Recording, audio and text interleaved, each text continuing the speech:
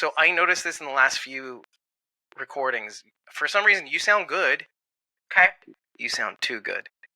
I sound too good. Too good. It just makes me think of How is that a thing? when you were sitting too far back in your chair and Dave was like, Rachel, it's like you're Right. like this. Yeah. I don't want our friendship to end over this episode.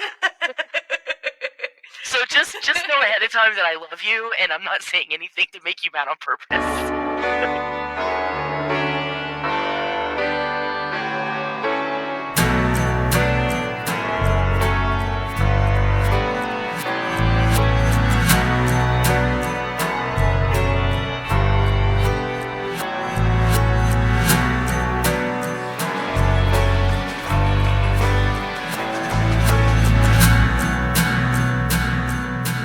We are Squawking Dead, a podcast pulverizing programs beyond the Walking Dead universe. Not today. Sometimes we give you news. Sometimes we make you laugh, but most times we go deep.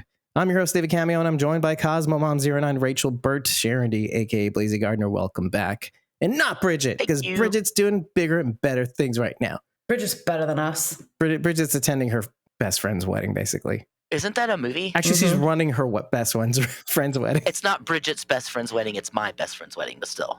Anywho, this episode, we're talking about The Walking Dead, Daryl Dixon, The Book of Carol's fourth episode of its second season, titled Le Paradis Pour Toi. It's hard to believe it's only been 4 episodes. And there's only 2 left, just so you know. We're over the hump. But everybody got very quiet for different reasons. And we'll get into those reasons very soon. First of all, yes, you can go to our website. It's great. You should. It's new. Second of all, I'm going to make this very quick. We're broke. We need money. The only reason that we've been able to produce the show that we've been able to produce up until now is that we've had supporters. We've lost many over the last year for some reason. I don't think we're bad people, but if you're open and welcome to look at all our episodes that may have led you to the assumption that maybe we should be canceled. Maybe it was our coverage of The Ones Who Live. I'm kidding. No way. We had more subscribers than ever. You can blame me. It's cool. It's fine. But we have, regardless of the reasons. And you know what? The first reason I thought of is a very valid reason. The economy sucks. Your life has things that are way more important than this podcast, even though you're here right now enjoying this podcast. And I get it. I subscribe to many folks on YouTube. It's where I basically got all my podcasts because I'm so basic. And yet, do I subscribe to all their memberships? No, I do not. I don't comment on any of their videos practically unless I feel motivated to do so. I'm trying here to motivate you to do so. If we don't get more memberships soon, now some people have heeded the call. Most of them were already previous members who were kind enough to rejoin under a different tier. Others pitched in money to just keep us going.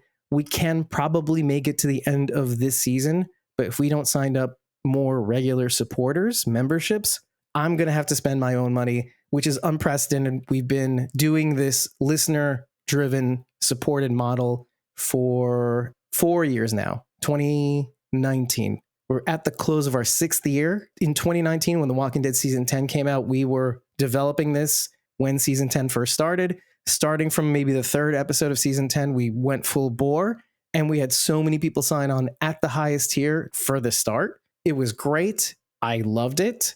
We were able to start paying for things not out of our own pocket, which was great. Sorry, I should say this. I had to stop paying things from my own pocket, and I was able to let the listeners drive the paying the bills and funding this podcast. All that being said, we want to be able to continue making this podcast without asking you for money. That it's just so weak sauce that we have to do it. I'm a proud man. You probably don't like people begging for things. It wears on people. Remember Sarah and From always screaming in pain? Eventually you kind of get over it. It's just like, okay, let's not do that.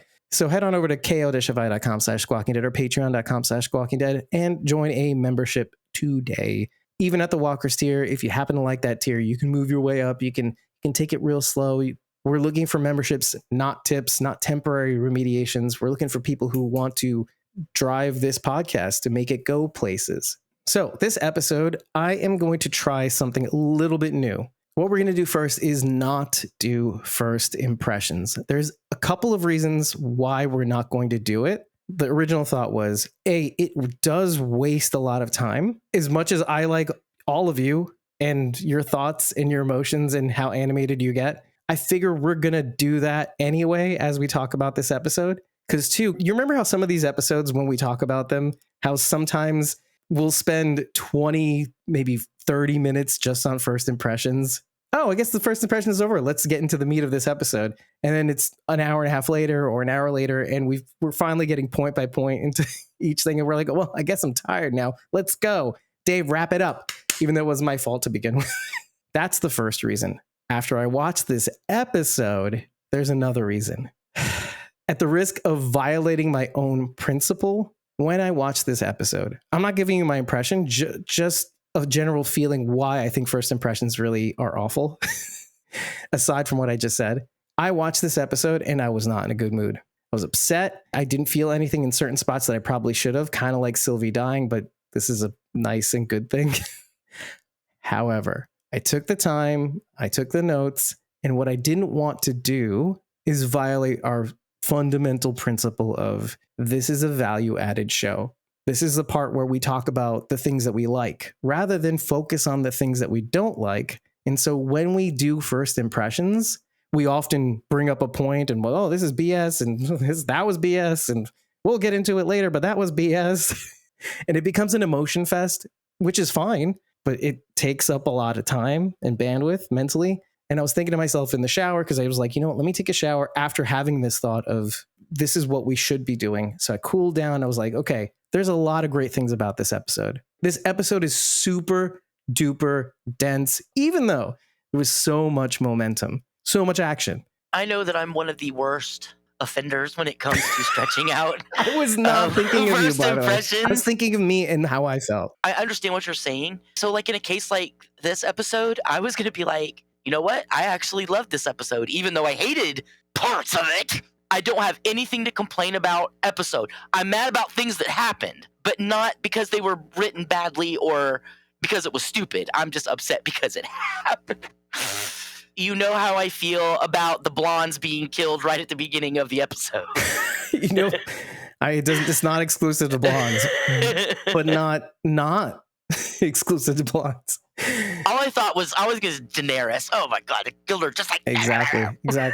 just ruin the rest of the episode for me. Yes, I am going to make jokes and make fun of things, but there's nothing that I'm going to say, oh, this is stupid. No, nothing that. I thought it was all great. Well, and which is great to include when we bring up points, you know, rather than maybe just all up front. I completely agree with what you're saying. I've said for years and been trying to think of ways to streamline things for the podcast. And I think this is something that we can steer away from. I mean, I would like us to have a handful of points to talk about, and that's what we talk about, period. Yeah. We get off track very easily. I'm not worried about that. My original co-host, Carol, had taught me a very, very valuable lesson because we used to be point by point. And it was too formulaic. We just were very rigid. There's a sort of joie de vivre, to use the French slang, of just getting enraptured in the conversation and going back and forth. And yeah, we may go off track. That sometimes will get edited out. Mm-hmm. Sometimes it will make it, though. And you know what? Yeah. What I don't want to lose is the flow that we tend to have. Even if we do get sidetracked, there's a sort of loveliness to just kind of be able to, because we're just friends. You're on your couch. You're on your chair. I like that we talk about the points that make us feel something. Because, you know, if we felt something, then chances are other viewers felt the same thing, or maybe not. But now that we're bringing it up, because this happens to me a lot when we're talking about these episodes, you guys will say something and then I realize I didn't feel that way in the moment. And then it makes me wonder, why? Am I a monster? Or, oh my God. Yeah. The last few episodes of anything from Walking to Daryl Dixon, I had to basically say, is there something wrong with me? Why might that have been that I didn't see or didn't feel or didn't detect? I need your help sometimes. When I listen to podcasts where folks will have discussions instead of just someone reading a script, I like it when they sound like they're all just sitting around having a discussion and they're not like this question and then this question and then this question. I like our flow. Because it is having a conversation. Yes, we're having a conversation. We're friends. And yes, we do go off on tangents occasionally, but it's thought-led. It's not just dumping garbage. It's something that came out of a thought. And there's a little level of wrangling going on too at the same time. It's not one of those podcasts where it's like, okay, wrap it up. You're talking about something else. No, it's heavily edited for your enjoyment. By the way, I hope you do enjoy it. And I know that entire conversation is only available for those who either tip us and have access to it for 30 days or join a membership tier for as little as $4 a month. So you can see what a raging bee Rachel is. Let me get it out there and say it. I'm angry that another person who I liked was killed on the altar of Carol, because the fans would be angry if Daryl had a love interest other than Carol. And I am like 100% sure that's why they ended up killing Isabel off. How are you 100% certain? Nobody's 100% certain. You just said that. Are you being exaggerating? I wasn't in the room writing it. I don't know what happened. But you literally said that. I just know the fan, not you, Rachel. You're a reasonable fan. Yeah. But I'm talking about the carolers who, oh my God, there's another woman on this show, blah blah blah blah, and so like they killed her off for that. And I'm kind of tired of Daryl not having anybody just because people think he needs to be with Carol. And there is a significant fandom, a sleeping fandom, if you will, because they don't care that much to be animated about it, really, that believes that Daryl should be the lone wolf we know him as, that archetype of being the lone wolf. So he shouldn't be with anybody. We all sort of feel that innately. Is that's how we saw him in the beginning? That's how he should end up. Why shouldn't Daryl have a love interest? Why can't he be a human being like everybody else? Why can't he be human? I'm in the lone wolf camp, if I'm being honest. Carol wouldn't even be angry because she was like, oh, you loved Isabel. Chill. Cool. Totally cool. I understand. She mentioned Connie this episode. Yeah, mm-hmm. Carol wouldn't be upset at all. I personally, as a fan, I'm in the lone wolf camp. We're all in varying degrees, by the way, in the lone wolf camp. We all feel it. We all know it. But to be fair, I feel the same way about Carol as well. Sharon and I talked about this a couple weeks ago, and I didn't bring it up in that episode, but I'm going to bring it up now. Every time they introduce a love interest for characters that I sort of like, it takes me right back to Glenn in season 2 when he first meets Maggie. This was in Nebraska. The Nebraska conversation scene. Yeah. Glenn and Rick go to bring Herschel back or whatever, and Glenn freezes because for the first time, he's thinking about somebody else. He's thinking about Maggie. Instead of being concerned for himself. Yeah, exactly. And then when he gets back to the farm and he has that conversation with her and he's like mad at her about it, right? He's like, you made me care. And then I froze when my friends needed me, blah, blah, blah. Honestly, whenever I see a potential love interest for a character that I like, I'm like, no, don't do it. Because now you're going to make stupid mistakes when there's more on the line. If it's just you can think more rationally. When I say I want Daryl to be a lone wolf and Carol to be alone, when I don't want them to be with somebody, it's not that I don't want them to be happy. It's that I fear for their safety. It's at 100% made, perhaps 100% that they'll be safe, basically. Yes. At the expense of their happiness. Keep your heart safe, keep your life safe. Whoa, okay, so you just said something very casually, keep your heart safe, but then your heart isn't happy. That's not necessarily a guarantee either. You don't have to be with somebody to find happiness. That's not the end all be all for every person. I could live without Dennis, but do I want to? I mean, like if Dennis died. But I mean, like if Dennis, make sure he's not in here. If Dennis was to pass away, of course I would keep going on. But do I want to be alone? No. I don't want to be on my own. I'd like being with somebody. And it's not that I can't be on my own because I've done it lots of times before I met Dennis and after I left my other husband and everything. So I can do it, but I like having someone to come home to. Even when I know he's going to infuriate me and I'm going to want to choke him to death, I feel for Daryl that he doesn't have something like that. Coming home to Carol, yes, it's your friend, but that is not the same as having a spouse or a loved one. So, okay, this will take me to a point that I wrote down in this episode that, again, having watched it the first time, just kind of just upset, jaded, weird. Watching it the second time, I got a lot out of it, which made me feel so much better than the shower helped. I know I keep mentioning the shower, but guys, it's underrated. Okay, it really will calm you down, especially a very hot one. Anyway, now you're imagining it. There is a point in this episode where you get the sense, and this is said on the show, hey, how long have you been married? No, we're not married. This is Dee Dee and Teo. Because we talked a lot about the Christmas Carol, Carol's various iterations, the ghost of Carol's past, the ghost of Carol's future, ghost of Carol's present, what might have been, Janae. And that was never more elucidated more than in this episode. The clear lines of comparison when they had that last meeting of the minds comes up. It's like, wow, yeah, ghost of Carol's alternative present. But then when you go back to Dee Dee and Theo, you realize, oh, is this a sort of ghost of Christmas possible future for Daryl and Carol? Now, I say this fully recognizing that I'm not somebody who thinks they should be together just based on what I've seen.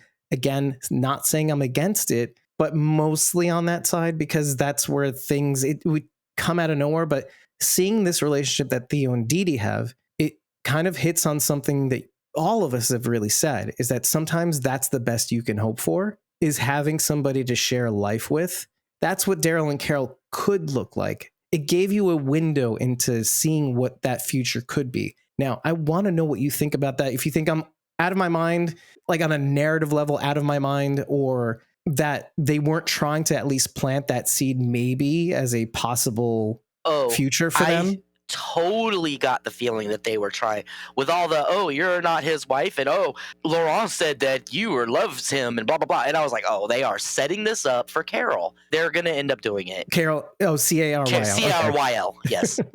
So even though Dee Dee was calling Carol Sister Isabel, I almost got the feeling she didn't really believe that she was Isabel. Well, she didn't show any surprise when she said I had a daughter. She wasn't like, oh, but you are a nun. You know, she was like, because she saw her face, and that was the face she had. Yeah. They saw each other. If Laurent talked about Daryl and Isabel, I think they would know that Isabel was very, very French and Carol is very, very not. I thought that too. You can only glean so much information in one day.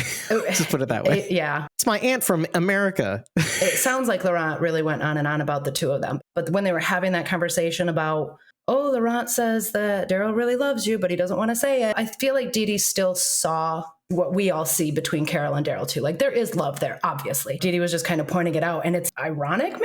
I don't know. Sure. In that same conversation, they talk about how Dee Dee and Theo are not married. And like you just said, you can have a life with somebody because you choose to, and just take every day for what it is. Be happy with that. That's what I wanted to focus on, because we've touched upon this here and there, not necessarily about Daryl and Carol, but just in general, that people in life sometimes, unfortunately, the thing that we all want as humans, not from the moment we're born, but innately inside of us, we want to share our lives with someone else. Some people don't get to have that. Maybe never at all. Maybe only for a little while, kind of like you were saying, how some people just get it for a little while, and maybe that's the best they can hope for. See, this is like upon second thought and second watch. I felt that. And then I thought to myself, oh, wait a minute. The apocalypse made it so that this is like the Walking Dead formula, only for Dee Dee. She's seen her children die, her grandchildren die. She's seen everybody that she cared about in her life disappear. And she's the one who's left, this elderly community, and they just die. They die of natural causes. The more the years go on, 13 years apparently is what we're Which, going can with. I say how much I loved that they just let them stay in their yards and then just talk to them as they go by. Absolutely. I know. I really loved that. I really loved that. Yeah. And he's like, hello, monsieur. You know, like that is what a way of looking at things. We're too old to bury all of these people, so we're just going to let them live in their yards, and they get to stay in their homes, and they don't walk because they can't get out. So they just stay in their homes like they always did forever. They don't have to leave. Oh, and they need a little exercise every now and again, so they come out. The walkers need. I'm saying the walkers need exercise. I also love that he made Daryl wheel him in the wheelbarrow. That made me laugh so That was hard. absolutely necessary That was for awesome. me. Yeah, I love the baker, and he's like, he's louder now than when he was alive. He was alive. I really like the Monsieur Toussaint. You know, like that guy was really on point. The beard and the the cheekbones, it was great. I like that the Walking Dead universe made it so that Dee Dee could have a reason to live, and I think that's the big theme of not only these last two episodes, because Lasson kind of touches on in the last one. If this doesn't work, there's no other reason for me to go on with Laurent. No other reason. With Janae, there's no faith. There's only this. There's only force. That's it. There's the only thing that keeps things together. Otherwise, there's no reason to live. Just die like my husband. This episode hammered that a little bit more home for me, is that this whole season is about reasons to live after tragedy, after everything. I felt bad for Janae, kind of, until she was like, do you know what I've seen? I had to watch my husband get eaten right in front of my face. I'm like, you think you're alone in that? A lot of people have seen that, and that didn't make them do what you're doing. But then again, it's weird because I felt for Martha when she was doing the same terrible stuff and the same reason. And she, again, lost her husband and couldn't help him. So she wasn't quite as off the rails as Janae was. I was going to say the other way. It's not like she lost herself completely. That was why Martha was ironic, was because she did lose herself. completely. But Janae has herself, and she's still protecting some people. She just went a different way with it. She just went another way. We're going to go another way, Janae. She went the Nazi way with it. Let's just say that. So that's exactly what happened. See, we saw the writing on the wall in the last episode. We're like, oh, is this what they're trying to do? I missed the episode with Julian and... Oh, Julian and Remy? When they separated them, I wanted to talk about how that was so reminiscent of Nazis and the Jews. Much like with the Nazis, they would take people on trains and then take them to the concentration camps where they would be separated. Some would go straight to the ovens and some would go to labor or for experiments. I'm sorry, I do like all of the World War II feelings that they've been injecting into the show, both in first season and this season. It's not an era that I'm super into, but I have read a lot about it. It's kind of interesting to me that they're using this location and they're using this particular storyline that ties into this location in history. The Maquis is something they brought up in, I think it was the second episode of the first season, how the Belgian and French revolutionaries were trying to push back the Germans in the First World War. But it's funny how Dee Dee says that her grandfather was fighting against the Maquis, but the overall episode was trying to illustrate that for generations, all they ever did was appease the powers that be that came into the town so that they could stay alive. This is something that we see in the Walking Dead universe often. It reminded me completely about Negan. It made me think of the Kingdom. Oh, right, giving tribute to the Saviors, for sure. Dee Dee, man. That's my lady right there. When courage. She stood up to Janae and was like, you were looking for kids before, too. People like you put them on trains and you know where they went from there. So it's interesting that they said that out loud. Yeah. It's kind of like if you didn't get it for the first season and if you didn't get it for the first few episodes of this season, we're just going to say it in a roundabout way. Unfortunately, there is a large segment of the population that doesn't know history at all. You have to say, well, this is what we're alluding to. Never forget is the expression that we use. We're talking about the Holocaust, folks. 6 million Jews was it, and the rest of the 11 million were communists, gypsies, gays, homosexuals, disabled. They would do experiments on twins to see if one could feel the pain while the other one was getting it and stuff like Sharon, that. Crazy that was just stuff. for funsies. Hey, I we're watched talking about the Schindler's Nazis. List. The they is the Nazis. But let me say, I did like Janae, so I was very upset that she died because I don't like her. I think she's a horrible person, but as a character, I really enjoyed her. The 3 characters that I like the most in this show got killed off in this episode. Well, it's kind of ironic, too, because everybody thinks that Hitler was the worst, and yet Stalin was probably more than 2.5 times worse, which is what the vibes I was getting from Sabine. How many Chinese died when was times, I mean, just millions and millions 10. And millions. Yeah. In the hundreds of millions, yeah. Here's the difference. Hitler was in the Western Hemisphere, so we care more as Westerners. He's closer to our hemisphere, which is a real thing. The closer you think the threat is to you, of course, you're going to take it more seriously. I get that. I loved Dee Dee and Teo, but I almost sent it in Discord. If they end up being the death of these people, I'm going to be so mad. And they were. And at least one of them. But it does reflect what happened to Daryl, which does cause him to start opening up a little bit more about Isabel. Because one of the things that we said about From, in a sense, was that the reason why people don't share information is one, because people think others will think they're crazy. That's low-hanging fruit. The other reason is that, and I think the show, by the way, is starting to drill in a little bit more on you're not okay, and that's okay. To talk about it means it was real. I'm not saying it had to happen, Dee Dee dying, but the fact that it did happen made it so that Daryl could open up. Because that's the one thing that on From, people avoided doing was naming the fact that they're not okay, that things are terrible. And once you name it, it's real. When you don't name it, you could pretend like everything's okay. And Daryl, I think, for a while was not opening up about Isabel because of what Carol had said earlier. You're afraid of turning into me? And he's like, no, that's stupid. Obviously, Isabel doesn't know Carol very well because she did suggest that they take Laurent. No, Carol, no. This show makes you think a lot of things because you're caught between formula and humanity. It does have a loose formula that when you tend to do this, when you tend to fall in love, you tend to die. When you tend to find happiness, things don't go well for you.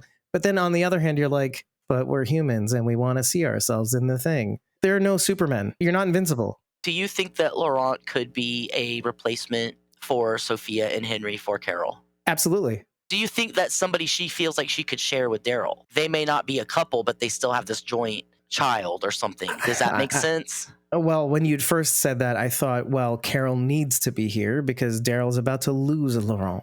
But is he? I don't know. But if we're going by history repeating itself, which is the thing we're trying to avoid. Here's a quick question too, just logistic wise. How many people can fit in that plane? I was thinking of that as well, because you got Isabel, Laurent, whoever else, Falou, just on a lark, just, I want to leave Paris. I don't care about these people. Emile turned out to be a dick. And then, no, it's a small plane. Carol was claustrophobic. People were wing walkers. People would ride on the wings of airplanes. That's a real thing. That really happened. Rachel, I was like, wait, wing walkers? Is this a new walker variety? No, I immediately, like, just after that thought. Like the Firefly people? No, I thought of William Shatner. There's something. Yeah, no, that's what I was thinking. There's something on the wing. There's something. Back when we had biplanes and such, people would... Yeah. Entertainment purposes. Yeah, I know what you're talking about now. On the biplanes. It was a stunt thing. They didn't travel across the ocean doing this, but theoretically it could be done. So they could fasten Laurent or whoever to the struts and fly back over. Weight-wise, I don't know how that would work if that plane could handle it. I'm not saying that's how it's going to happen, but it at could. A low enough altitude... Otherwise, they run out of oxygen and freeze. But this is a small plane, too. They don't have to go 33,000 feet like an airliner does. They can hang down in the lower atmosphere rather than have to fly so high. When you watch stunt planes and such, like the Blue Angels and other stunt planes, when you go to air shows, those planes don't fly up into the stratosphere. They stay fairly low to the ground. And that's why the wing walkers excelled, was because they were in low altitude so people could see them. Well, the other thing is wind shear. They'd have to be traveling at a certain speed, and when you're higher up, the air molecules are more expanded so that the plane can move without expending so much fuel. But when you're at lower altitudes, you use way more fuel because of wind resistance. It's just physics. You'd have to have so much fuel in order to get back. That's what I said. Weight-wise and fuel, it would be right. It would difficult. just be it would be impossible. Or they could find another plane and, I don't know, teach Daryl to fly it. He can fix everything else, so why not? Yeah. Well, By the way, I want the car that they were going to take. Thank you. The Citroen, basically? The Citroen. They're okay cars, yeah. I have a preference for Peugeot. I just love the sleek look and the way it sat down. It was so cool. The ones today look really space age and cool. But back then, there's like history repeating itself. The Citroens of today look space age and futuristic. Back then, they kind of looked the same way. The flying car model, basically, how it kind of looked like. If their electrical systems are anything like English cars, then they're probably the worst ever. But no, that's more of a problem now than it was back then. Do you feel like Lo Song felt bad after he found out that Isabel was dead? Yeah. I still think he feels bad, even though he's putting on a face. When he stabbed her, he hadn't planned on doing that. After she cut him in the face, he was angry, and it was a reaction like, oh, well, you just listen to me and stop fighting me. Ah! I don't think he meant for her to die from that, honestly, because when Janae says, oh, we found Isabel, he's like, oh, she's not going to tell you anything. He clearly had no idea that she had died. And when she said, well, yeah, she's not saying anything now. Yeah, I think I saw grief on his face, like, oh, I didn't think I got her that bad. I think he's going to get over it real quick, though. Wouldn't her death be a sign that God was not on their side? I think that's really what is happening here, too. That was Lasong making a choice. He should feel responsible for it because he did it not for, like you said, Sharondy, it was in a rage. He might try to spin it as God's will, but it's not. And that's the stories we tell ourselves. But I don't think he's going to convince himself. What was it that happened when he said this shows that God's on our side, or this is God's will? Because Janae died going after Okay, Leon. it was Janae died. Okay. In the same breath, he said, when I went after the child, I was convinced that God was protecting the child from me. But maybe it was just because it made it so that when Janae went after the child, it was to protect him from Janae, ultimately. It wasn't me at all. It was Janae that he was trying to protect him from. There are two things you can say about this. One, Lo Song collaborating with Pouvoir de Vivant is exactly the story of Didi and Theo and their families and generations. They got conquered and they have to pay tribute now. There's a parallel there. It's just history repeating itself. It's happening over and over again. But two, there is a lot of allusions to Moses in the desert and all the trials that happened throughout. And the one thing about anger was the Jews were out in the desert. How did they get water? Well, Moses would hit a rock and the water would flow. So they did this several times throughout 40 years, etc. But at the end, God said, speak to the rock instead of hitting it. And yes. I'm sorry.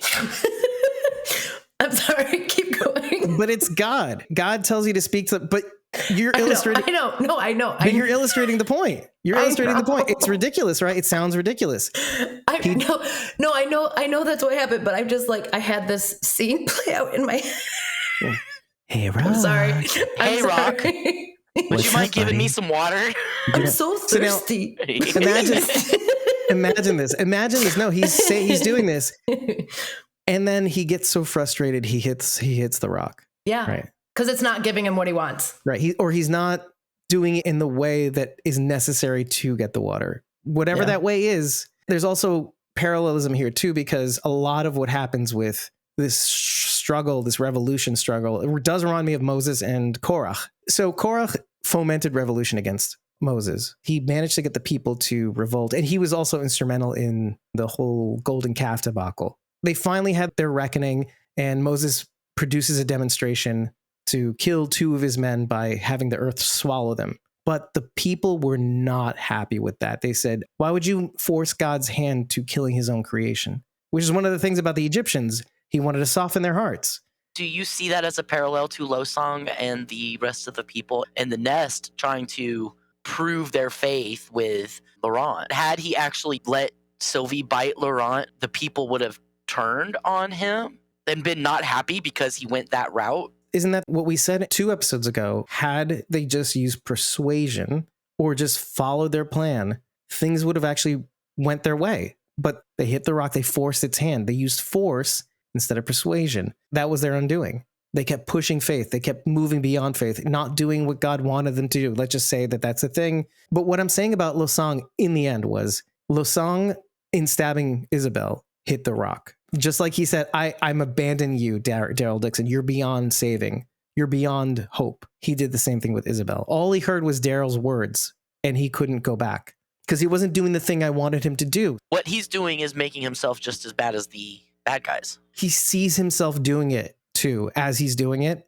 But I don't know what he's saying to convince himself. Like, this is going to save everybody. Well, because that's all we've got left. He's still using this as a life preserver for not only himself, but for his people, tripling down on stupid. You know how some people on these shows, I'm saying all of them, when they can't change their ways, we kind of brought this up in the beginning, the first episode, there is an element of nihilism in what Losang does. I have nothing left. I'm going to play the hand that God has given me in being the villain, maybe even playing a part that he wants me to play. I think he's like most of the Walking Dead villains. He thinks he's doing the right thing. Isn't that what we say about most of the villains? Even the governor, he was a jerk, but he was still trying to do right for the people that lived in his town. Negan, he was a terrible person, but he was just trying to do right by the people that were under his care. Losang is the same way. None of us know what's the right thing to do. There is no right thing to do, really. I mean, nobody knows. If the life of one child can or does either way, it's going to bring people together. If he lives, it's going to bring people together. If he dies, it's going to bring people together. It's not that I disagree, but one of the things that we had said about faith, in that there are signs all around, the miracles that we have are not these big splitting the Red Sea. They're things that we miss and don't interpret as miracles. That's often what miracles are. We have 2 very large trees right outside of our door next to Dennis's shop. And we talked all the time about getting those taken down before they fell on our house. When Helene came through and she took down all the trees, she could have easily blown those trees over on her house. They blew in the one direction where they wouldn't land or hit anything and damage anything. That's a small miracle. Miracles don't have to be based in religion. I mean, I think by definition they do. But it so easily could have been the death of Dennis and I, literally. Right. It reminds you that anything could happen, at the very least. Not only did it fall and not hit anything, it was this far from the edge of his shop. You can see the tree roots where they pulled out 4 or 5 inches from being dragged down the mountain and ripped to pieces. Just to make it worse, if that had happened, it could have also taken the plateau that we're sitting on and could have taken our house down the mountain too. Right, right. That's what I'm kind of getting to, is that he sees that at every turn, everything that he does is not working. And he could say that all of this had to lead to the path where Janae took to protect Laurent from Janae. I'm fine with that. But I think even he said, I thought it was because God was protecting Laurent from me. Oh, but no, it turned out it was for Janae. So all I'm saying is he's not a dumb man. In fact, the etymology of Losang's name is learned, enlightened, intelligent, noble. Somebody said it in this episode. I don't think he's evil or bad. I think he's misguided. Isabel did. Thank you. He's just misguided and wants to do something. A lot of people that in our group, they just can't sit still and have nothing happen. They have to go help people or they have to go do something. And Lo Song is like that too. I have to do something to fix things, even if it's something that's not going to work. Instead of listening to other people, he just was like, I'm going to kill this kid. I'm going to let this kid get bitten. That is such an extreme. Maybe you should have tried something else instead of killing a little kid. Even one who was born from the womb of a... Les affamés, the hungry ones. I don't hate Lo Song. I hate that he stabbed Isabel. I'm very angry about that. But I do see his point and his side. I don't necessarily agree with it, especially the part about executing Laurent. But I do understand where he's coming from. There's an expression in Judaism where, and I'm sure there's another one in common parlance, where from the righteous we expect more. And the full Hebrew expression is mitzadikim doshim yoter. We often see this when it comes to Catholic priests being accused of molesting children and stuff like that. With great power comes great responsibility. Yeah, sure. Why not? Let's use that. Thanks, Spider-Man. That's the modern parlance. Right. Which was only invented, 25 years ago? 2001.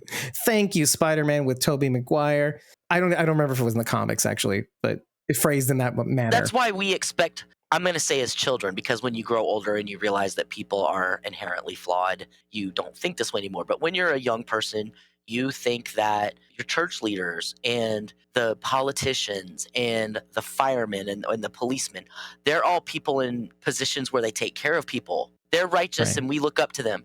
But as you get older, you realize that they're really not. Well, they're just as human as you. Yeah, they're humans and flawed just like everybody else. Right. And you can't expect people to not be human. Maybe this is our mistake, or maybe I'll speak for myself. Maybe this is my mistake, is to thinking that religious leaders, even in the post-apocalypse, have a responsibility, like a Father Gabriel or whatever. Let's just go, fine.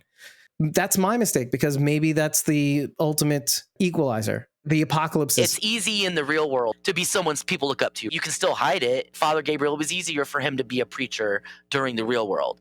But when it comes to something like the apocalypse, where your people are dying left and right, and you have to step up, some people can't do that. They can't take that step. And even Father Gabriel is not even a great example, because he didn't have people hanging on his ear for comfort necessarily as much as Lasong.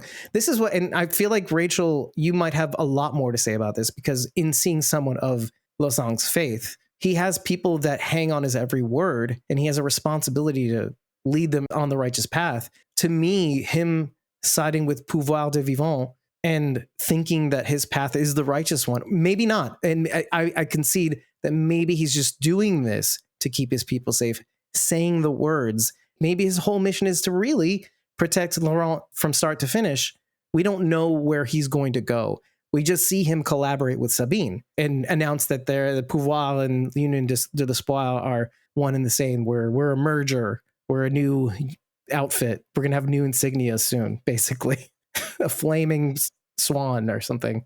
I did have a lot of those same thoughts when he sort of joined forces. I was like, ooh, cringe face. Get your S together. Yeah.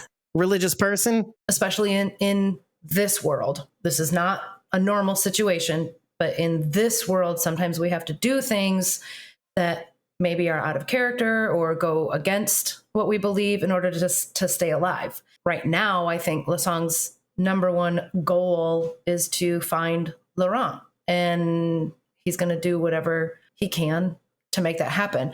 Once he finds Laurent, I don't know, is he going to get back on his own righteous mission, or will he continue to be allies with these bad guys? I'm not sure. I still don't see him as a bad guy. I don't think he's one of our villains.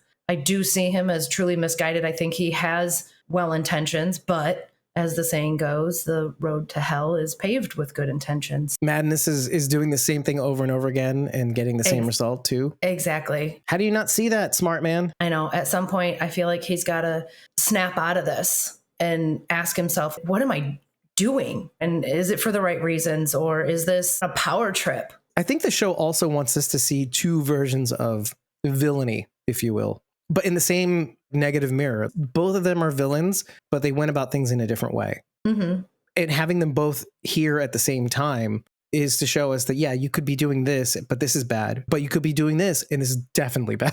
Nazi. I like how they illustrated that in the scene with Carol and Janae. They've got Carol cornered. Janae says, "Oh, is that judgment on your face?" And she's like, "No, yeah. I'm just confused as to how someone like you, meaning someone Carol can relate to, someone like how me, you end up like this." I feel like in that moment, Carol was like relieved that she didn't end up like that, because that's why they went to the Louvre. Very easily could have so easily ended up like that. I think they kind of mirrored that with the shot too. They shot Carol in the back and she jerked it out real fast. Whereas Janae, she was in an air position where she could pull it out.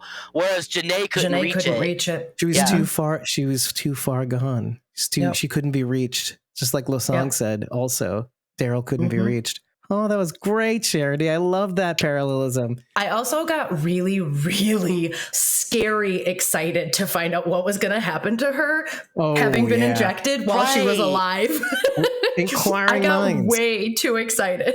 I was like, whoa, because when Carol first got shot, my first thought was, oh crap, what's that going to do to somebody alive? Yeah, but then she pulled it out right away. And I'm thinking, my thought is like the leather in her jacket must have stopped it from going all the way in. Or at least not enough to affect her. Right. Before I address that, let me just say, we had said in the last episode, she went to the Louvre to rededicate herself to her mission, to remind herself of the time when she was in the museum and blah, blah, blah, and how things were bad and nobody was going to come to help us. No, she went to the Louvre to remind herself that that's what these people took away from me. They took away my husband. Mm-hmm. It's so funny because Carol, when she looks at the barn, she thinks of the loss, but not in a way that makes her want to kill people or make the world right. When Janae looks at the place where she lost her love, it makes her want to kill people. She blames the world. That's why she gets it. But that's why she's like, no. I think also she realized that because, she was so meek and yes, I'm going to clean up the mess and and I don't want to be involved and blah, blah. So when the time came, she was like, I don't have to be the meek little person anymore. But my feeling was like, you should have been happy that they kept you in there. At least not happy, but if you had gone out there with your husband, you would be dead too. Right. And I think Carol realized that too. You're not the only person that's watched terrible things happen to people that they love. Sorry. That you're not alone. Smirk laugh thing that Carol did was just on point. Hold on. Let's give credit where credit is due. Melissa nailed that scene. Holy crap. That was my second favorite scene in the whole episode. What was your favorite? Because that didn't that instantly take away Janae's power? Absolutely. I mean, she could have very easily just word vomited everything that she had been through. Like, B, you don't even know what I've been through. Like, I mean, she could have went through the whole list, but she keeps it for herself and just laughs at her. Because she's not worthy of it. Such a power move. And I loved it. She's like, are you kidding? Yes. You think I haven't seen that stuff too? What makes you special? Right. And what made you think that you were more special than everybody else? It's not just for her. What made you think you were more special than every other person? First of all, in that building that lost people outside the Louvre also. If you've made it this far, you've lost a lot of people you love. Yeah. And you were unlucky enough to see it. But even if you didn't see it, you lost people. Anyway, whatever. But let me go back to what I was going to say, which was we were going from a powerful moment that I absolutely loved to this. And I don't think we need to stay on here. I wanted to say it because to remind you of the fact that we are a value-based podcast, that we like to talk about the things that we love. So I'm sorry I'm giving this disclaimer, but there are so many things about this episode that rub me absolutely the wrong way. I feel like the way some of you guys have at certain points in the podcast where like, this is stupid and impossible. How is this even possible? Starting with the syringe, because the moment they get pinged, the syringe just automatically injects, right? It's an auto injector, basically. Very slowly, though. It's the immediate part. In defense, maybe that was just for us with dramatic flair. She didn't take it out right away. Nobody checked on her. That was the other thing. And they needed to step away as quickly as possible before these things turned. I get that. The thing with the ATV drove me absolutely insane. How nobody, it's okay. I can buy. Me too. I can buy that they didn't hit Carol. I can't buy that they didn't hit Codon at all. What got me was when she took off and she's like, hold on, he's tied onto it. Yeah.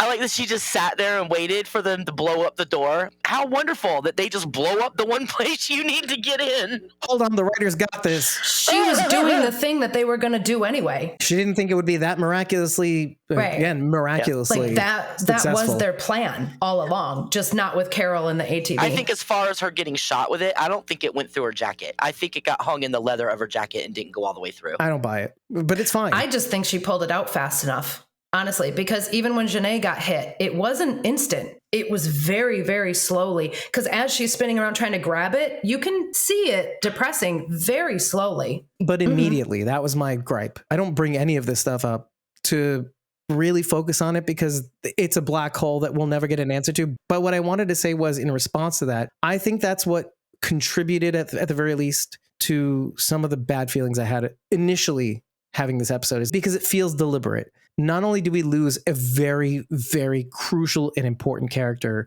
in this series, at the very least, Isabella is who I'm talking about, in case you aren't following. I think so. Because, you know, this is the problem with your is that this is one of the things that we were concerned about, is that Daryl has his full arc without any Carol except for that one, hers back. Outside of that, and then the very end of the series, with the car and the pulling over the biker guy and putting him in the trunk and all that, fine. One of our concerns was the fact that, she gets to march into this series, and this is our worry about any character going to the universe, and start de-emphasizing characters. Madison on Fear the Walking Dead.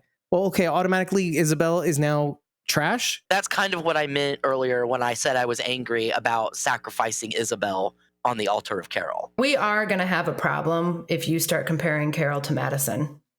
Not character-wise It's not at Carol all. per se. It's a character of that grandiose proportion. It's the idea of a character like that, like you said. It's not Carol herself. She's a big character. She's a character that we do love. And I liked this. I was right there with you when it came to Madison. I was saying to myself, I don't like that either. I don't like that our characters would be de-emphasized. Mm-hmm. I'm a story person. If you bring this character on, everybody else has to move aside now. Same thing with Carol. That was the number one danger. And it's not the fact that it happened. Let me be clear. I mean, it is a little bit, but the insult to injury was all this miraculous S in this episode. The door, the injector, the bullet's not hitting Codron necessarily, because he is out in the open in a crucifix-like manner, which I thought was cool. But when it came to the bullets and none of them hitting him, I was like, that is virtually impossible. Somebody's on this side. Maybe somebody's going to hit him even on accident. They're stormtroopers. Both sides? They must be CRM from Texas. Yeah. Proof positive that they're everywhere. Yeah. That people are the same all over. Bad shots. I'm going to completely agree with you about the ATV. I did chuckle a little bit. She just pops up in the middle of she just pops up and runs over to the ATV, grabs this full adult man, and she's just like fling in the top of his in his top form, by the way. And it was very casual, like he just kind of like fell over, right? Am I wrong? I'm going to include like a shot of this. He just kind of fell over. He did. And as I'm watching this scene, I'm like, oh, so they're going to talk about this right here. This is coming up. And I'm not even mad about it. I'm laughing at it. I'm not mad about it either. I think I'm mad at it. Again, I want to be very, very clear. I'm not saying this to necessarily trash the show. It just adds this little insult to injury when you bring a character in, and all of a sudden, not only is the character de-emphasized, the character is alive. So she bled out. If we're going to compare it to the old folks' place of the deaths that you want to have on the show, there's natural causes, bleeding out, right? They're right next to each other on the ways to go list. Yeah, bleeding out. You go a little cold and then you're gone. Who was it that got stabbed in the gut and then just survived? Everybody. John got shot in the gut and just survived because, like, Grimes, I guess 5 times. I'm even gonna make fun of June. June's the miracle worker, and she saved John's shot in the gut. Okay, so why couldn't Daryl or Carol save Isabel? Whatever, because Carol's not a nurse. She stitched up enough people to know how to fix somebody. And it's war. See, this is the thing that bothers me, is that we can do it for everybody else on every show. Rick is surrounded by walkers, gets impaled by rebar, and on the same spot he was shot in the show in the original pilot. And Rick blows up a grenade in his hand and doesn't have a scratch on him. I think he literally got stabbed in the same spot 4 separate times Maybe it's, oh, he has a hole. He has a hole there. It's like a piercing. It just went right through. Yeah. That was just scar tissue. A small part of me did think Isabel might survive. I mean, I'm fine either way. I do feel like the idea of Isabel is going to live on, obviously. We said last episode that Isabel was a goner, but what made me think that she might be okay, Carol looked at the wound and she's like, oh, it's nice and clean. Like it's a clean, right. You know, you're going to be fine. You're going to be fine. Yeah, there's no blood in it. Yeah.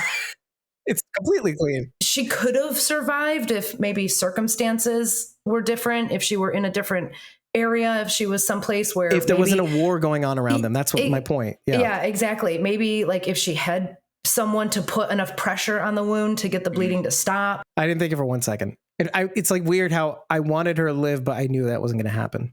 Well, I thought since we said out loud that she was going to die, I'm like, well, maybe she won't, because we said it out loud. So, and we're usually wrong.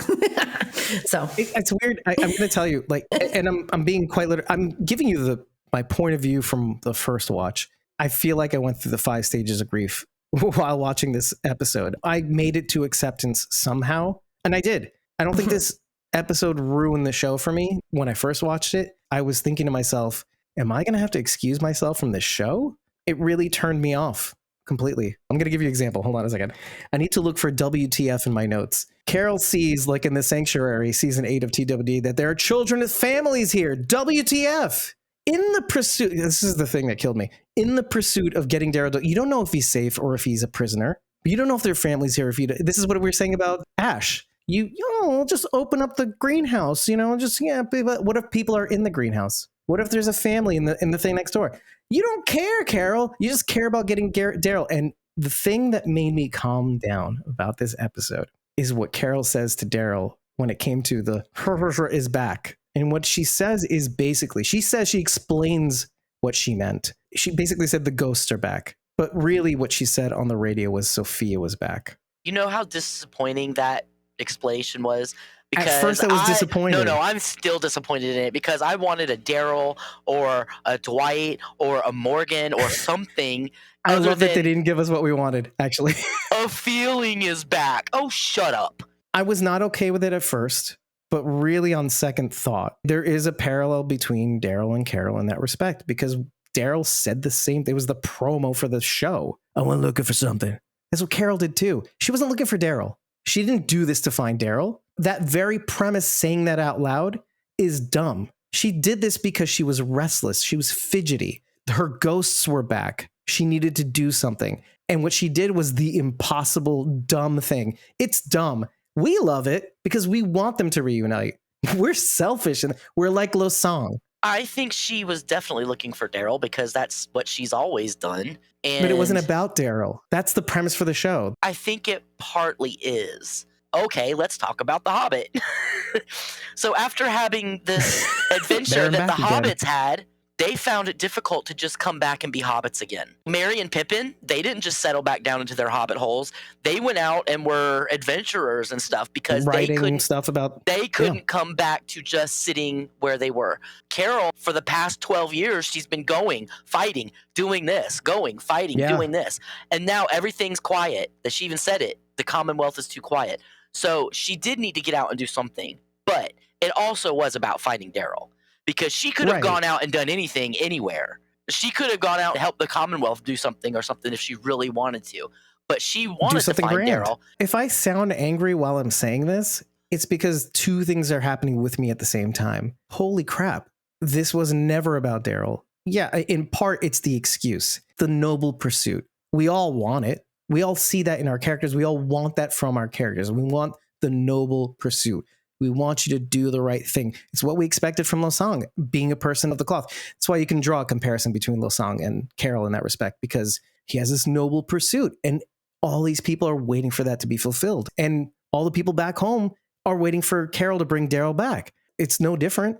So I'm animated. I feel almost angry that that's the real reason. But then I realized, oh, this is bigger than we thought. This is one of the big things I wanted out of this season. We kind of got that feeling about the barn again in this episode as well. She sees their garage, their barn, and she starts having those feelings. Dee Dee comes to her and says, I got through it, so will you. Dee Dee says, for a long time, I wasn't happy. Like Daryl and Carol, I was torn between the world I lost and the one I found. But one must look for a way to keep living. Reasons are everywhere. This wasn't in that moment, but they were in the kitchen during that scene. Yeah, preparing the thing. Those two scenes definitely go hand in hand because one is the call, the barn is the response. You'll get through it too. The whole point I wanted to make with that though was that this is exactly what I wanted. See, where at first I thought, oh, we're just making room for Carol, and here are the dumb things that happen in this episode, just to go like, F you.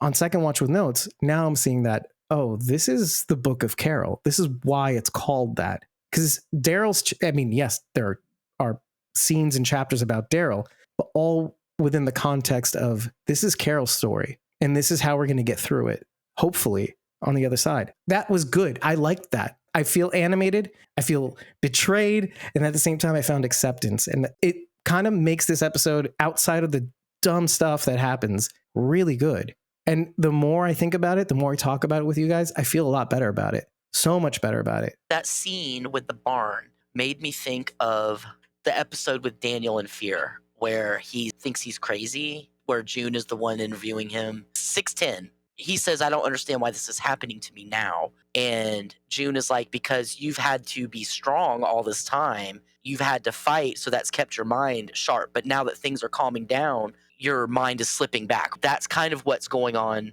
with Carol, with her ghosts. Things have calmed down so much that she's not pressured. She's not trying to fight Lance and Pamela and all that stuff. So now that things have calmed down, all these ghosts, as she said. By the way, the episode's called Handle with Care. That was the vibe I got from this in terms of Carol being restless and such. The pressure is off. Things are quiet. She doesn't have anything to work for. So she had to find something to work for. Right. There's no crisis or fire to put out. Right. Before Carol, she was the same person. She just hadn't come out. And she was in the same thing where she was fighting constantly because she had to fight Ed all the time. So she was always in fight mode. That was her model. She's always been in fight mode. And now that she's not, she doesn't know what to do with herself. That's interesting. And you know what? If you could think about it, I don't like this thought, but let's try it out. Her being with Ezekiel for many years, what she did throughout that time, and it's sort of the same with Daryl and Isabel, but they're different people with different backgrounds. When Daryl was out in the woods looking for Rick's body, presumably, because that's the only reason why he was there. He was moving outward, doing like a radius thing, trying to find out where his body could have been or could have landed so we could finally put him to rest for 6 years. But periodically, Carol would visit him. We found out in the bonus episodes to season 10. And in the same manner, I saw something similar in what Daryl was doing with Isabel, only differently. I found something, and so I wanted to see where that went. But Carol, in her restless fashion, couldn't let the idea of Daryl living his life alone.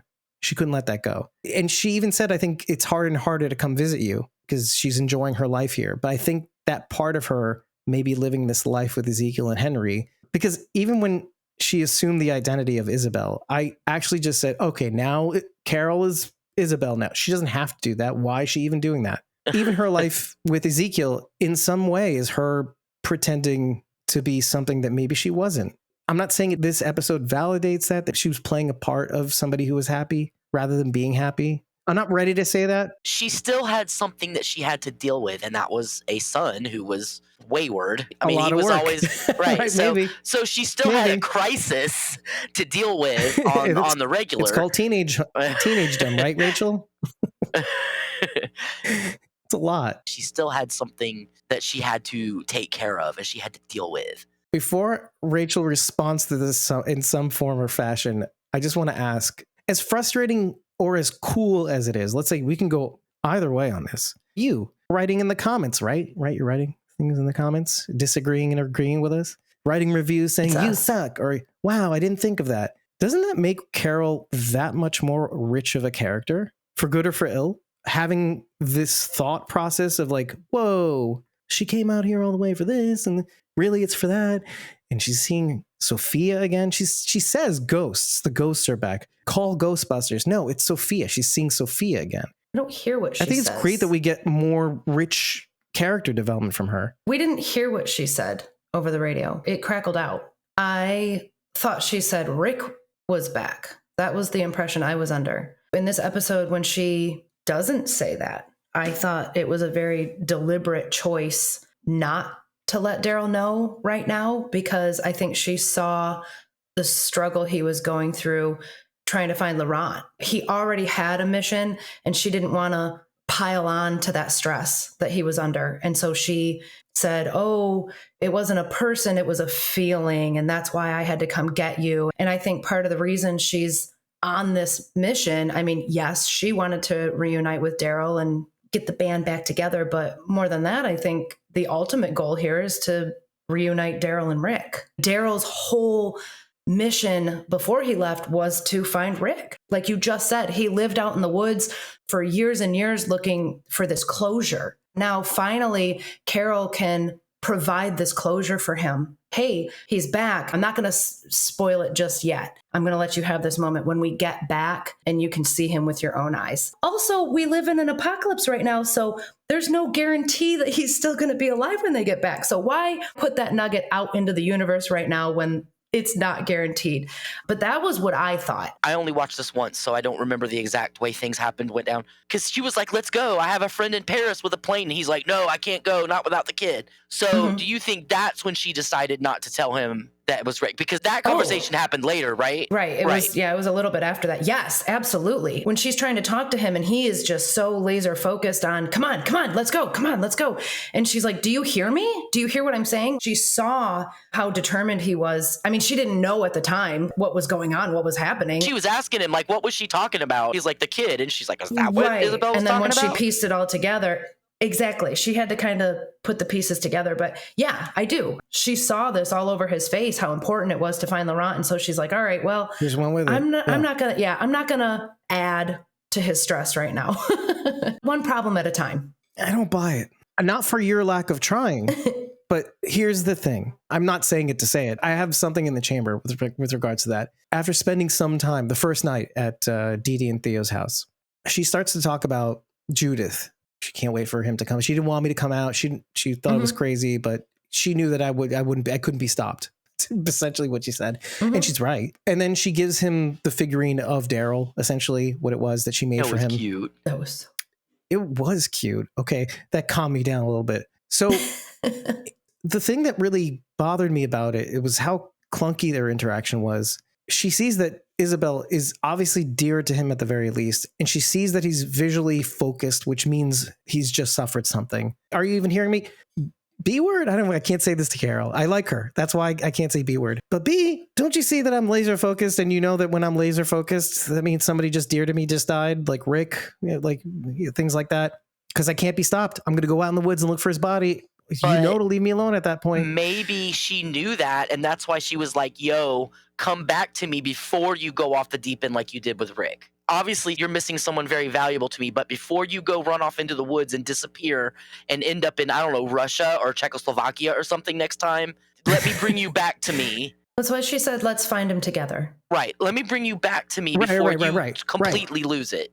But here's the thing. In the process of talking about everything with you guys and then coming to some realizations even before I got on here, I think that's why I landed where I landed about why she decided to get out here and why her seeing these ghosts makes her that much more rich of a character. Or it makes this season really about her. There are things that are going on inside her that make her be tactless when she's running after Daryl straight for Laurent, wherever he is. First in the hiding place, second notices they run off.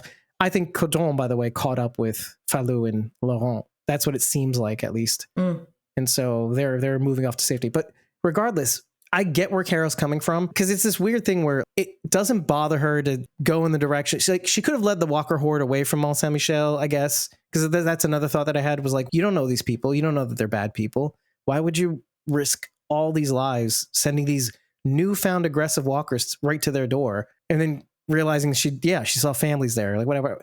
We all make choices. I get it.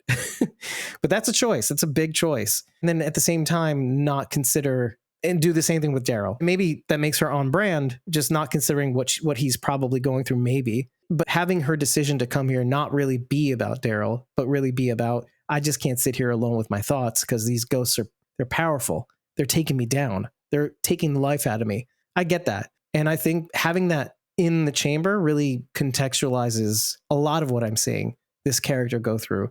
don't we all sometimes take wild shots when we feel like we don't have anything to lose? Sometimes when we feel hopeless, well, why not do this? Why not quit my job? Why not do this or that? Because what else do I have? I know that one thing that I have is Daryl. What do I have for me? The one thing I have is Daryl. But no, that's not what this is about. It's about what you lost and having to find a way to move on from what you lost. It's not really about Daryl. Daryl was there when you lost everything. And that means a lot to you. And having that person back that helped you navigate the apocalypse for the 13 years or 12 years, that was something. That was great. But it really helped me focus on why things were shaking out the way they were. Why Carol needed to put on these various faces throughout this episode. Isabel, that's my brother. I mean, yes, practically their brother and sister or whatever. But being Isabel through this episode, anything but to not be herself. Convinced Daryl to come home by Judith. That was the thing that really makes me disagree with you, Rachel, is that the number one thing that would get him back is Rick. Why bring up the Judith part? Judith really wants you back. Who cares about this other kid?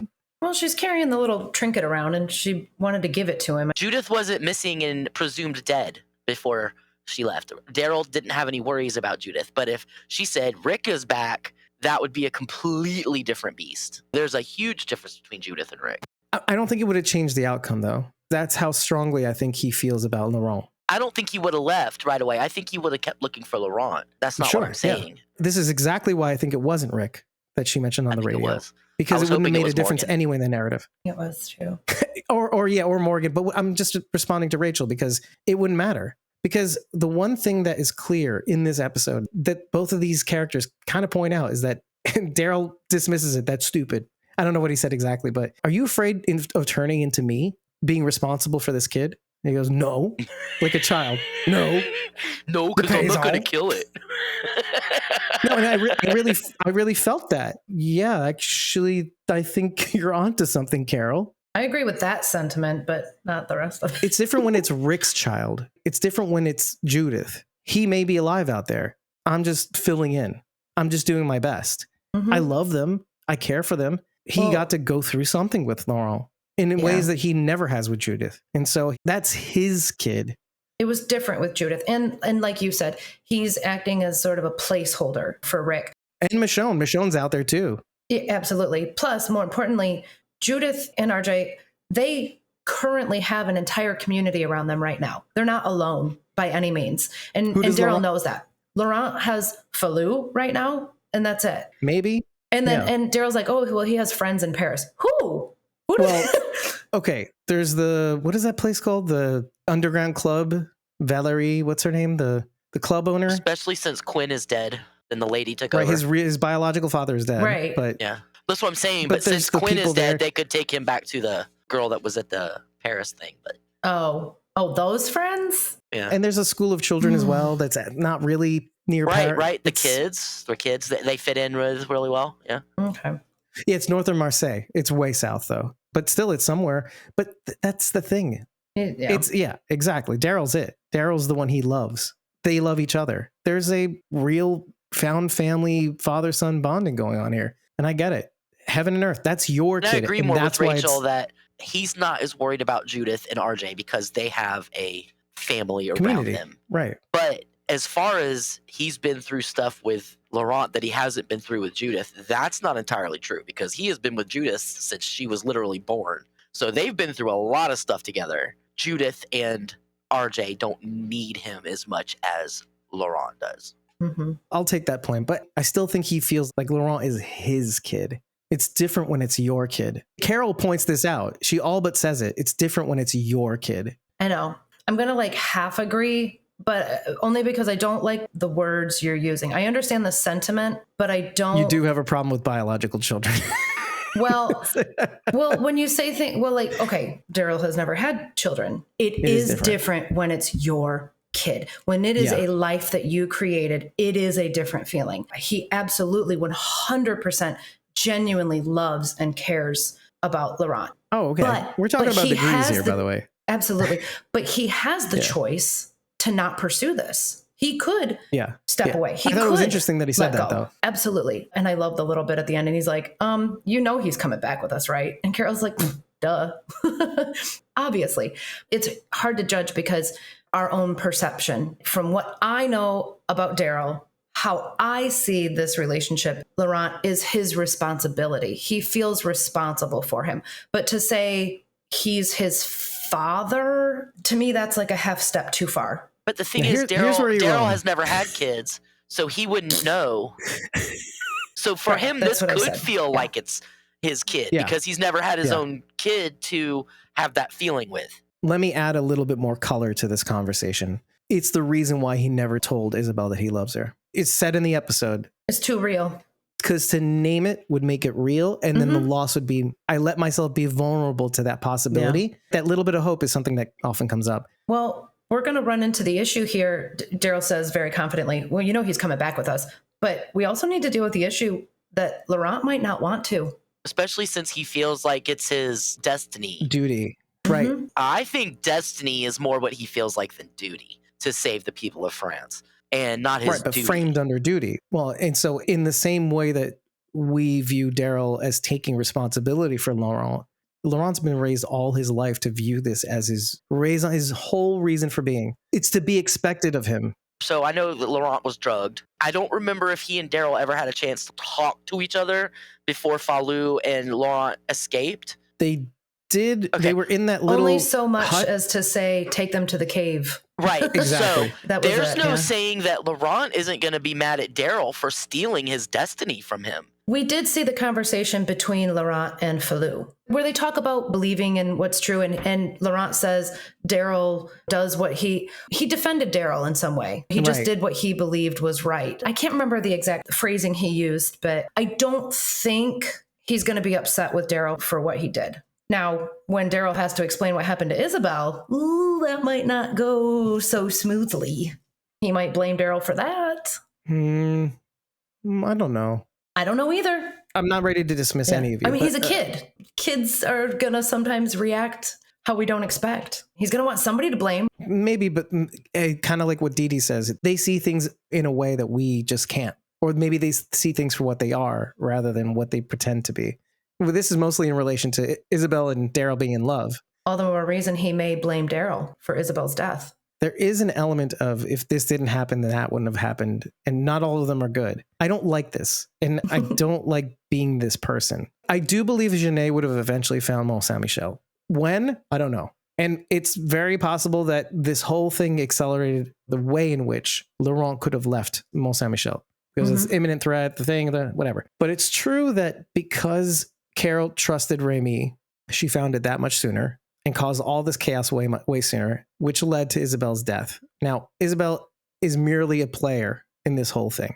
I get that. Maybe there is something bigger to this whole thing. And I concede that I'm really very much liking where this Carol narrative is going. I like that we're getting a lot more out of her, much more than we ever did on The Walking Dead.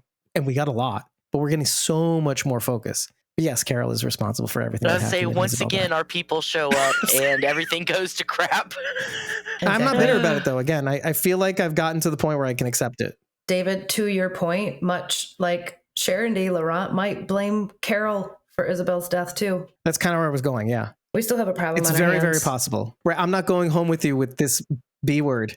He's going to want somebody to blame. We all do, right? When we lose somebody, you want to blame somebody. You got to direct your anger at something. So I've been dealing with the hurricane stuff up here, and one of the hardest things for me is who do you blame? It's Mother Nature. You can't say, dang you, Mother Nature, I'll get even. You're not going to get even. It's Mother Nature. I 100% agree. This is what Rachel looked like when she first saw Daryl and Carol reuniting. Don't judge my mourning hair. There's some tears in my eyes. I'm not even going to lie. And I went, on the screen at the same time I'm whimpering. It says whimpers in caption. And I'm like, it can hear me. She was so verklempt. That's pretty good. It was everything I wanted it to be. It was beautiful. They didn't need any words. Daryl's face said it all. Daryl really got me seeing he that. He dropped everything and ran to her.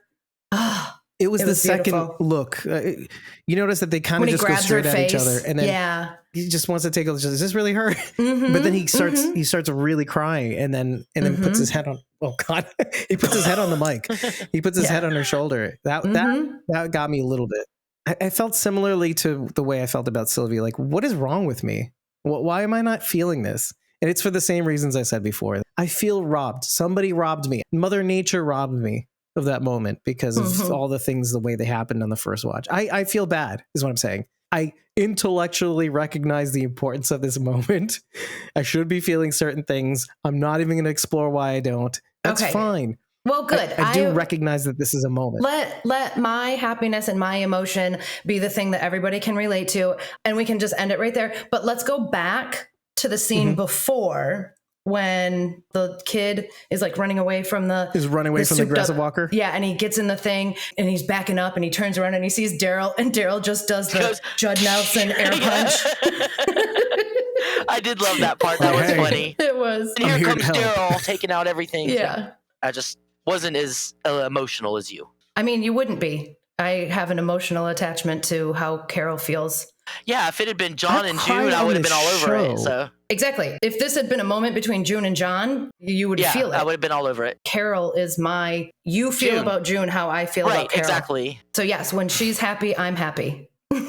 And since you're happy, I'm happy. So same here. I'm going to live through you. That's fine with me. How did this episode turn into what I absolutely almost turned me off the show, and then it ends up being probably close to the best maybe even the best episode of the season so far? I can't believe it. Sometimes you have to watch things twice. I did get to watch it twice today. I want to mention that this episode was obviously taken from the song Le Paradis Pour Toi from Jillian Hills. Which is playing. Is that a Paradise for two? Paradise for you. Toi is you. Trois is toi. Okay. Toi is 3. Pour Toi is for you. Well, 3 would have worked too, right? Carol, Daryl, and Florent. It's Trois. I'm just saying it would have fit also. A paradise for Carol, Daryl, and Laurent, right? But then there's a word called ménage à trois, and we'll not go there. No, so that is not the same thing. Although Carol, Daryl, and Isabel. Her dead body, you freak? Oh, before she was dead. Well, the only time they were together is when she was dying. As she was dying. Rachel, right? Unless Carol and I are more alike. And I don't think she's into the dead only ones. Dead things. You want what you can never have. Anyway, so the lyrics of this are actually very prescient. It basically illustrates that you could have had it all. I don't like it. I hate it. But it's one day far from the noise of the cities. Because remember, far from the noise of the city is basically our regular Monday life. I saw under a blue sky the sea surrounding an island where happy people lived. This is a course. I found a paradise for you, a country where happiness is king. In the corner of Tahiti over there, I found paradise. Believe me, life ain't hard. We're more or less fishermen. We don't have a home. We sleep here or elsewhere. We sleep wherever we want. It's always Sunday there. Flowers, we see them everywhere. The fruits make the branches bend. They're so big, Just raise your arm. It's there for you. I hate this song so much in relation to the show because you're thinking to yourself, oh, that you could have had it all. A wife and a child all of a sudden, and they're all not with him right now, but it slipped away. You didn't name it. You wanted it. You love Isabel. You didn't say it, but you felt it. You believed it. And the moment you believed it, it got taken away from you. Let's end on a sad note. That's why you should never say anything out loud. Keep everything inside. Carol did verify that they were in Ohio. Daryl's the one who said it. In fact, it kind of has relevance to this episode because of the way Isabel dies. She says she's seeing the fireflies. The fireflies. I love that line. Let me say this before I confirm. Daryl says the winters in Ohio are terrible, blah, blah, blah. He said in that last episode to Isabel when we're talking about, as they were going up Mont Saint-Michel, they were trying to get in. Clémence Poésée, she's flawless in this episode. It's rare when you have to see someone go and it sucks. But when they do such a great job, it does make that episode that much more pleasurable. They did her right. Even though she had to go, they give her all these really cool scenes where she's just terrific. I love it when she stood up to Losang. I was like, yeah, you go, girl. I wish she'd have slashed him a little bit better with her weapon than she did. But no, what was she going for there? It might have been a plastic drain holder, a drain catch. Do you think she was trying to kill him or just attack him? I think she was trying to get him in the neck. Okay. She probably gave him a nice nasty infection with a dirty shower drain slashed his face. Well, I think she was trying to go for the neck, but Losang's got these crazy Aikido reflexes too. So true. I could see her dodging that bullet. I just wish she'd have done a little better shot. But like I said, she probably gave him a nice funky little infection in his face. And she's not a trained fighter. Yeah, it wasn't a very well thought out plan, because even if she had killed the song, there were three other people standing there, 2 other people standing there. Yeah, but I mean, at least if you can take one out on your way out, you should probably figure she's like, I'm going to die anyway. I might as well die trying. And that's what made me feel a little bit more better about this fair. episode. This is the scene that I really like the most, is when she's dying. She's having her last words, and I can see the fireflies. She obviously is imparting that you need to take care of this kid twice in the same breath. Even though Daryl sort of protests, we can do it together. She says, I can see the fireflies.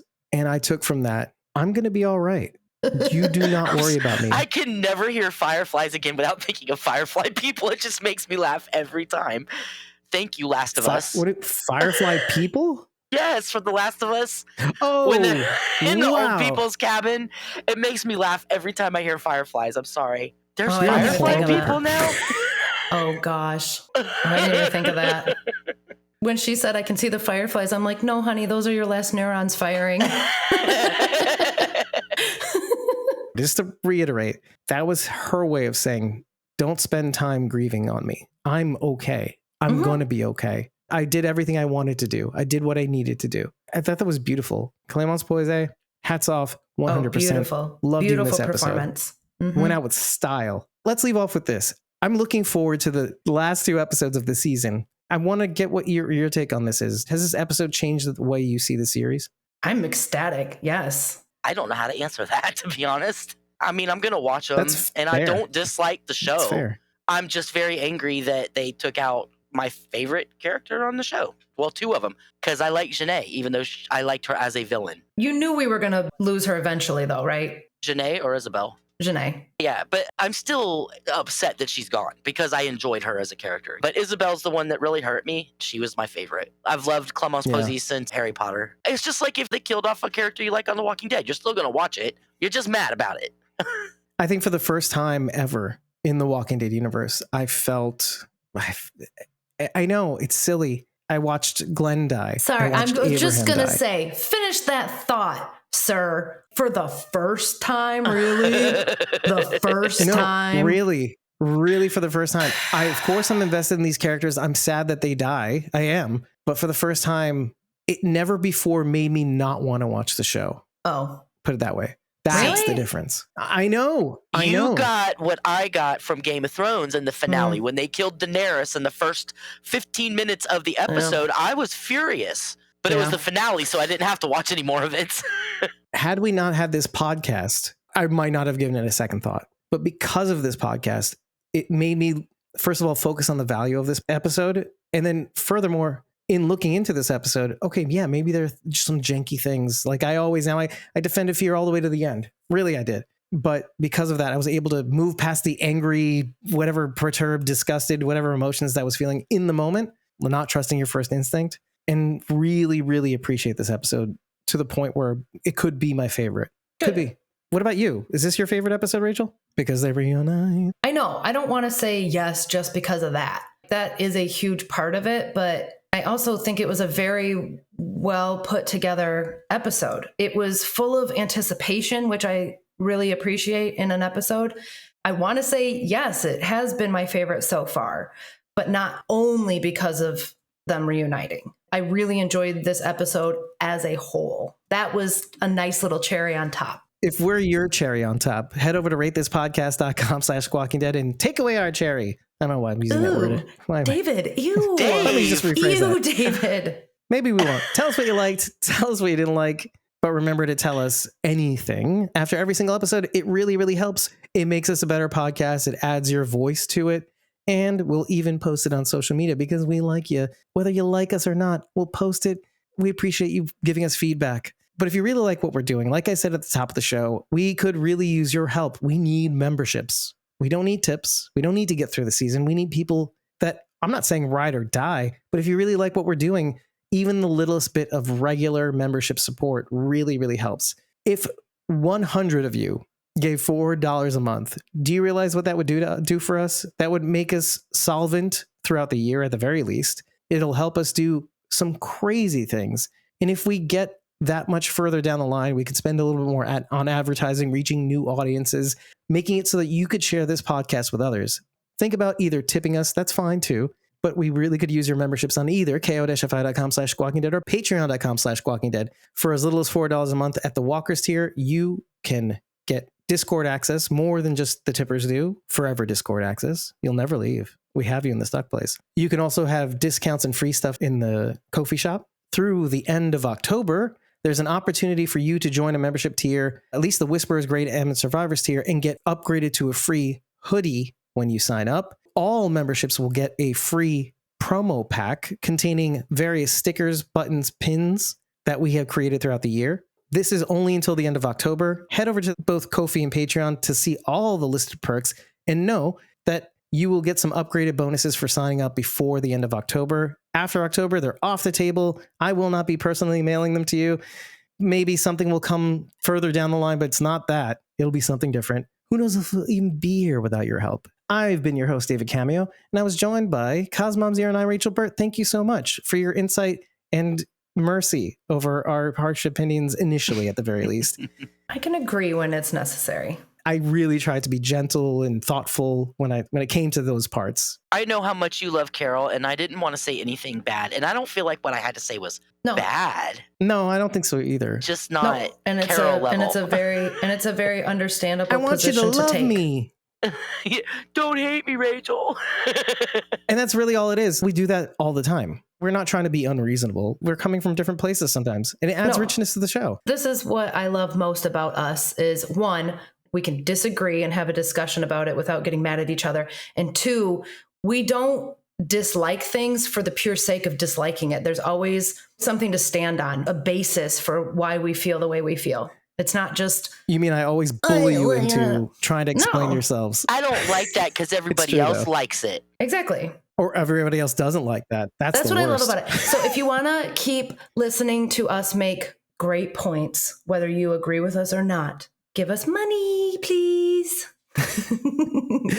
And Charity, aka Blizzard, I almost forgot to tell you. It's because the dough's done. Yeah. Take everybody. We'll see you very soon. And I cannot wait for this penultimate episode of The Walking Dead. Daryl, Dixon, Book, Carol, Shamalama, Ding Dong. Okay, thanks, BBQ. Bye. Bye. Fireflies.